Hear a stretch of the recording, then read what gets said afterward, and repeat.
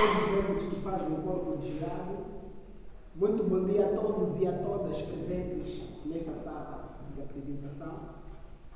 Me chamam por Silva Amílcar Margido e neste preciso momento passo a apresentar aquilo que é a minha monografia científica em função da permissão que foi concedida pelo júri.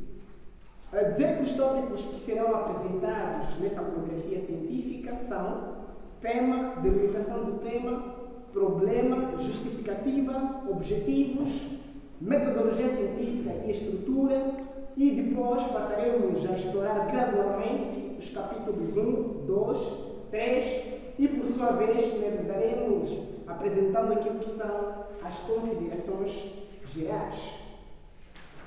Bom, esta monografia da qual o proponente apresenta neste preciso momento foi tematizada o Estatuto Epistemológico do Negro e a Filosofia da Intersubjetivação em José Paulino Castellano. Sob o ponto de vista geográfico, a pesquisa foi realizada em Moçambique, seguindo a linha de filosofia africana.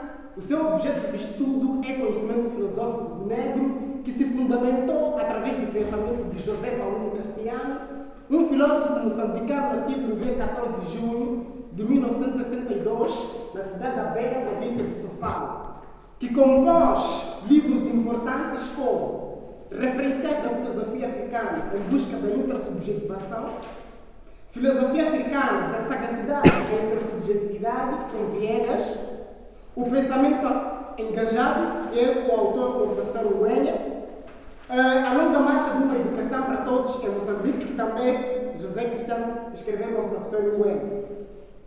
Problema da pesquisa. Desde os tempos sombrios da história de África até aos dias atuais, refere-se aqui ao tempo de escravatura e de colonialismo, os negros africanos encontram-se colonizados epistemologicamente. Com efeito, eles menosprezam o seu saber local, passando a usar a ciência ocidental como produto acabado, sem articular a partir das suas realidades locais. Por esta razão, se encontram na situação de pobreza crônica, porque mesmo tendo recursos naturais em suficiência, têm que esperar o Ocidente ou o Oriente Médio vir explorá-los a partir de suas técnicas e tecnologias.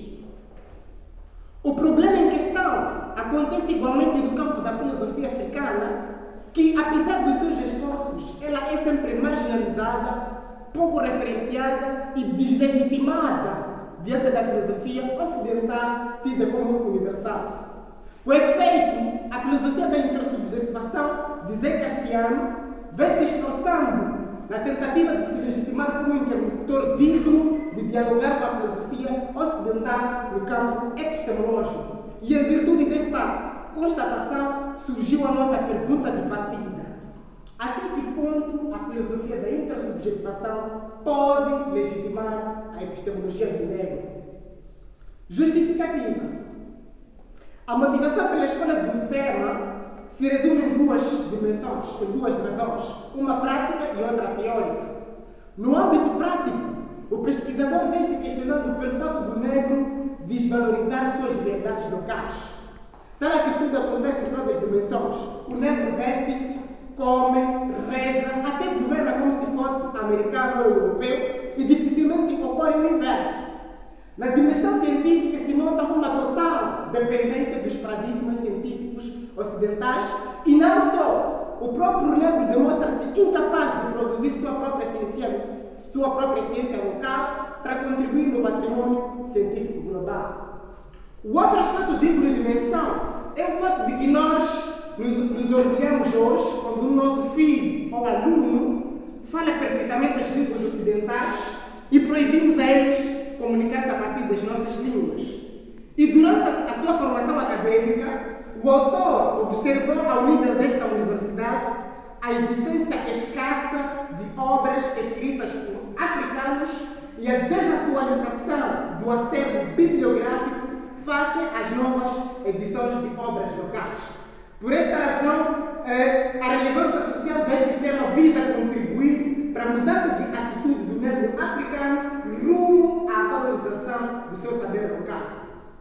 Quanto ao âmbito teórico, o interesse pela filosofia africana surgiu no âmbito da frequência da cadeira de antropologia epistemologia filosófica, quando propriamente foi proposto o tema análise do homem na perspectiva africana e moçambicana, onde notou um déficit bibliográfico naquele conteúdo. E depois, esse interesse consolidou-se quando se teve a própria cadeira de filosofia africana. Por outro lado, o tema ganhou corpo com a leitura da obra de Castiglione, Referências da Filosofia Africana em Busca da Intersubjetivação, onde nessa obra o filósofo denuncia e questiona ao mesmo tempo o método etnográfico utilizado pelo padre Henry Junot pelo fato de não reconhecer a existência prévia de qualquer saber e pelo fato de não reconhecer aqueles que o ajudavam nos seus trabalhos, chegando a reservar o nome dessas pessoas que ajudavam Junot em rodapés, se fazendo ganhar o mérito de cientista sozinho. Mas também o tema tem outro interesse no campo artístico, desta vez com Edson da Luz, popularmente conhecido por Asgai, no seu álbum Babalase. E ele dizia, permita-me aqui cantar, dizia assim: é mentira que tu és independente e levas à frente o seu continente. É mentira que quebraste a corrente e me passas de um escravo inconsciente. E ele justificava as suas relações, dizendo: desde a maionese que o negro usa, os eletrodomésticos e tantos outros bens, não foi ele que produziu e nem participou na sua montagem. Entretanto, essas contribuições de Asgai contribuíram de igual forma na escolha do tema. Mas também o outro artista, também músico, fazedor da música rap, do Asgar, também incentivava os artistas a usar os seus próprios instrumentos locais com vista a elevarmos a nossa cultura. Tudo isto para dizer que este tema é muito atual e o que o seu interesse não se verifica apenas nos acadêmicos, mas está presente em todos os fóruns da sociedade. Sendo assim, o seu desenvolvimento é muito mais que necessário. E temos como objetivos da pesquisa, temos como objetivo geral analisar a filosofia da intersubjetivação como uma tentativa de legitimação do Estatuto Epistemológico do Negro, e para a sua operacionalização formulou-se 3 objetivos específicos, que são identificar os fatores da marginalização epistemológica do negro, por sua vez, descrever o percurso histórico de legitimação epistemológica do negro e, finalmente, explicar o contributo da filosofia da intersubjetivação na legitimação da filosofia africana. Temos como metodologia o método dialético, depois temos o método hermenêutico lógico e, por sua vez, temos a análise crítica. A monografia diz que está organizada em 3 capítulos, conforme os objetivos específicos. Capítulo 1, como disse, aborda sobre os fatores de marginalização epistemológica do negro. Mas antes de nós explorarmos esses capítulos, importa aqui explicar, conceituar 3 conceitos.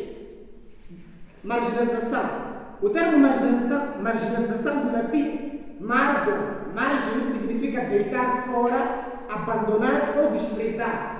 Nesta pesquisa usou-se esse termo para expressar a exclusão que se tem pelo conhecimento do negro ou o desprezo que se tem pelo conhecimento do negro.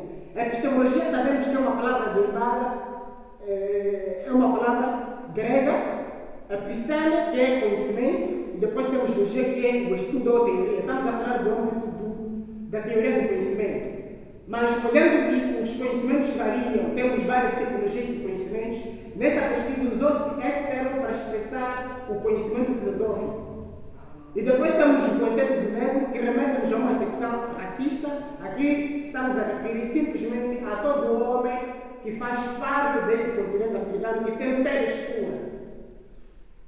Então, o evolucionismo, que é o primeiro fator, o evolucionismo e o etnocentrismo.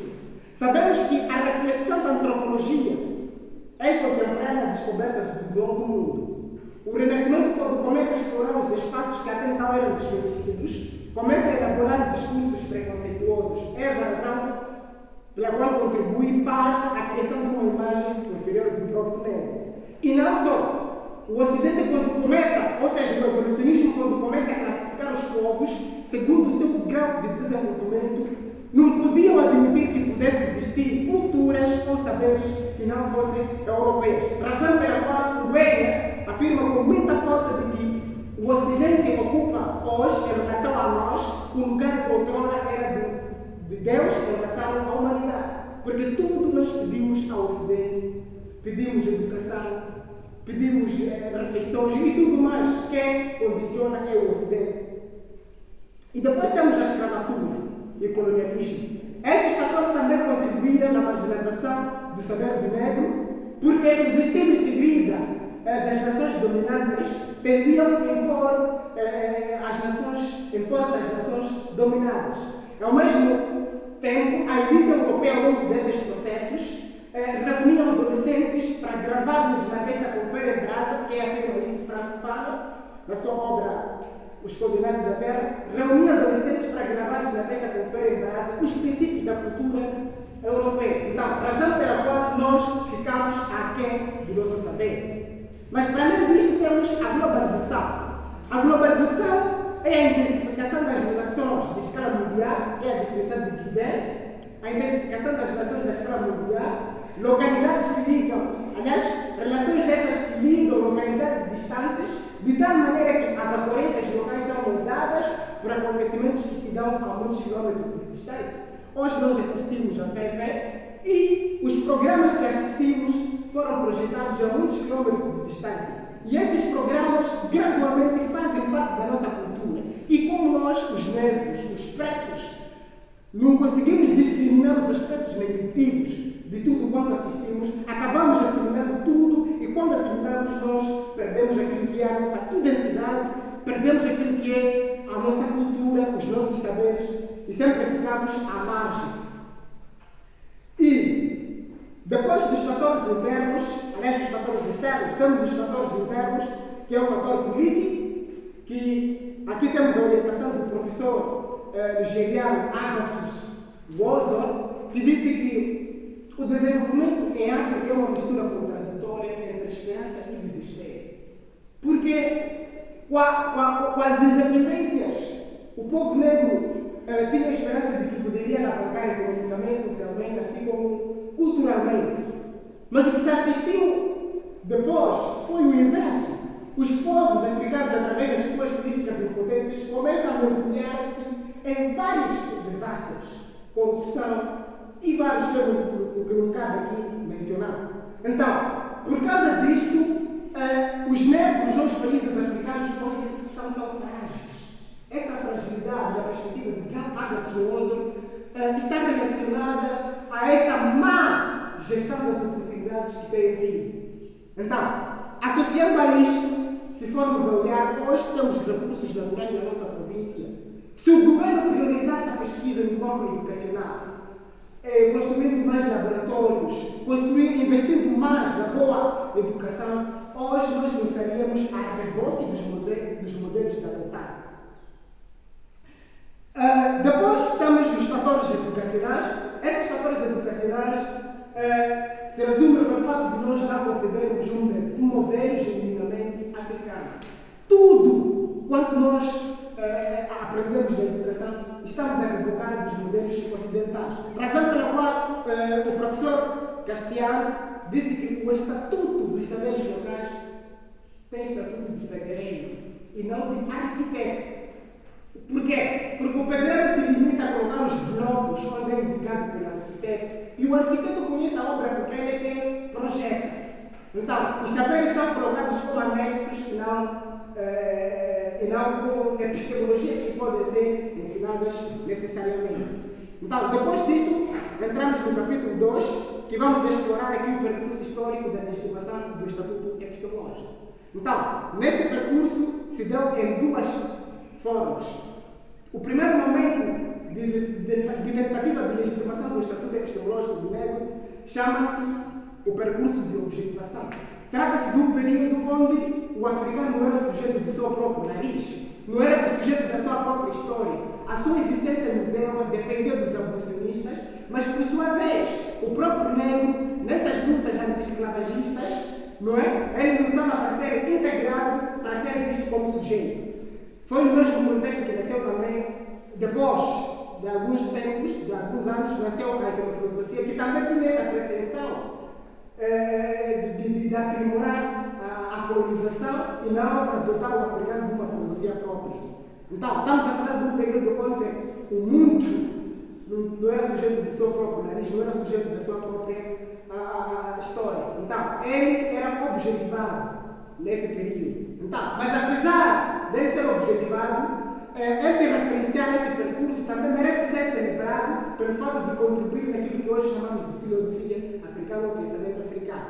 E depois de outro momento foi um momento de subjetivação, que é um momento de consciência, onde o próprio africano começa a ganhar consciência com as libertações. Então, neste período nós encontramos o nascimento do afrocentrismo a partir das reflexões de Monet Fassin, quando compôs essa visão filosófica, da tentativa de tentar colmatar o eurocentrismo que se vivia no ZEWA, e na tentativa de conectar os afro-americanos com os africanos, na tentativa de unir.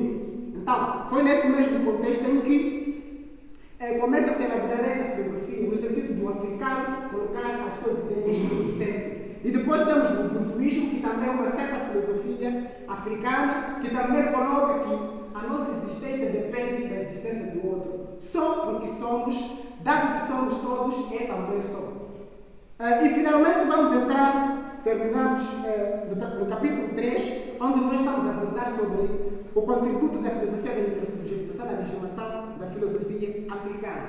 Intersubjetivação é um momento em que os dois ou mais sujeitos entram em concordância, em discordância sobre um determinado debate. Então, no mesmo contexto, é preciso que, para se entrar nesse debate, é preciso que o eu tenha consideração do outro como sujeito do discurso e tenha respeito por isso, esteja predisposto a escutar, a ouvir. Mas, para entrar nesse debate, tem 3 critérios principais que devem ser obedecidos. O primeiro critério é ter responsabilidade teórica. Você não pode entrar no debate sem ter consideração daquilo que os outros disseram e como é que disseram. E você tem que ter a certeza se compreendeu o que os outros disseram. Então, você tem que ter a responsabilidade teórica. Depois disto, você tem que clarificar o seu ponto de vista e argumentar em favor dele. E, finalmente, também tem que ter a responsabilidade social. Você pode elaborar o texto, mas você será responsabilizado em 2 dimensões. Por fazer o texto e, por sua vez, das interpretações que vão surgir dentro desse texto. Então, no mesmo contexto, ele coloca aqui 3 critérios fundamentais, que é o essencialismo, o leninismo, o debate sobre a religião e sobre a realidade, a roupa, etc. Estamos a aceitar essa ideia, de acordo com a Fabrício, 15 minutos, mas eu gosto de deixar mais, pelo menos uns 3 minutos com o quadro para 5, né? Sim, tem mais 5 minutos para ajeitar. Obrigado, Sr. Presidente. Bom, então, no mesmo âmbito, ele introduz aqui o paradigma da liberdade. Ele afirma que a filosofia que tanto cultivou a liberdade como paradigma centralizou-se demasiado no eu. Então, a filosofia africana precisa descentralizar-se e também concentrar-se no outro. A liberdade era conduzida a libertar o africano, o continente todo, ou a nação como Moçambique, mas é preciso também ter consideração do outro. Então, para tal, ele coloca aqui alguns aspectos que devem ser libertados da própria filosofia africana. Primeiro aspecto, a questão do unanimismo, que foi proposto pela etnofilosofia. Pensar que os mapuas pensam da mesma forma e da mesma maneira todos. Isso seria perigar a própria filosofia africana. O outro aspecto é a religião. John Beatty também queria insistir que a filosofia tem que ser reduzida a uma certa religião. Então, os filósofos nos falam profecias. Os filósofos jamais elaboram utopias. O outro aspecto é sobre a questão da humanidade. Essa questão da humanidade, se nós formos a debater no campo da filosofia africana, não nos leva a lado nenhum. Por quê? Porque nós temos que saber que o que nós temos de potente em África é a oralidade. Então, sendo assim, nós temos que considerar tanto os textos orais, transcrevendo, literalmente, e esse é o trabalho dos acadêmicos. Nós, os recentes acadêmicos, temos que ir confrontar lidar com essas ideias orais e transcrevemos, e por sua vez, a questão da língua. O que interessa não é a língua, mas as diversas formas que nós usamos a linguagem. Então, ele faz essa crítica, por exemplo, na filosofia de Monet Fassante, que pretendia insistir que qualquer um que quer se interessar sobre o estudo de África tem que fazer um recuo, uma reconfirmação daquilo que é o Egito. Então, temos que recuar ao Egito e estudar o Egito e, se possível, usarmos a língua egípcia. Então, o que interessa não é a língua, mas sim a linguagem. Resultados ou considerações finais. A pesquisa aqui assumiu como proposta final, para colmatar o problema que se propôs nesta pesquisa, a criação de espaços de intersubjetivação. Abertura, mas essa abertura tem que ser feita de forma, ou seja, essa perspectiva de intersubjetivação, o global tem que ser confrontado com o local. Ou seja, aquilo que vem, que nós assistimos do mundo fora, temos que tentar criarmos soluções locais para enfrentar esses problemas globais.